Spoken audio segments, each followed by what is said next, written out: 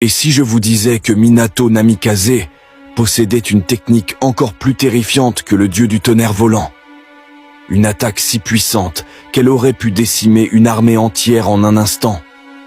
Aujourd'hui, on plonge dans l'un des plus grands mystères du 4e Hokage.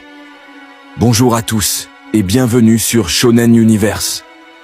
Quand on parle de Minato Namikaze, le seul mot qui vient à l'esprit est « légende ». Il était connu dans le monde entier, sous le nom de l'éclair jaune de Konoha. Il était tellement redouté que sa simple apparition sur le champ de bataille suffisait à faire trembler et terrifier des armées entières de ninjas. Nous avons vu Minato plusieurs fois en action, et nous avons découvert de nombreuses techniques qu'il maîtrisait. Mais il existe une dernière technique secrète, que je pense que la plupart des gens ne savaient pas qu'il pouvait utiliser. Et c'est précisément le sujet dont nous allons parler aujourd'hui. Alors, soyez très attentifs à cette vidéo et abonnez-vous à la chaîne pour toujours recevoir nos vidéos et notifications. Minato était considéré par beaucoup comme l'un des ninjas les plus puissants de l'histoire, sans égal face à d'autres shinobi. Lors de la 3e guerre ninja, l'ordre avait été donné de fuir le champ de bataille s'il apparaissait.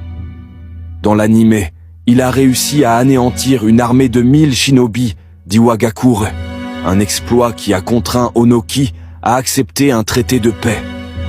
Lors de l'attaque de Konoha par Kyuubi, c'est uniquement grâce à Minato que Tobi et le démon renard à 9 queues ont été vaincus et que le village a été sauvé de la destruction. Des années plus tard, face à la menace imminente d'Orochimaru, il était considéré comme le seul capable de l'arrêter. Son style de combat reposait principalement sur des apparitions soudaines et des attaques éclairs pour neutraliser ses ennemis, évitant ainsi les méthodes traditionnelles qui nécessitent du temps, comme l'exécution de signes manuels.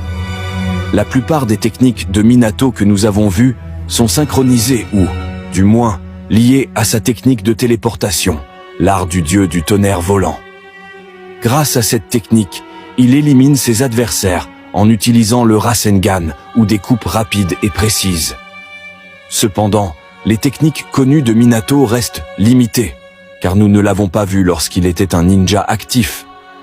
En réalité, nous avons appris le plus sur lui, grâce à la 4e grande guerre ninja et son dernier combat contre Kyuubi.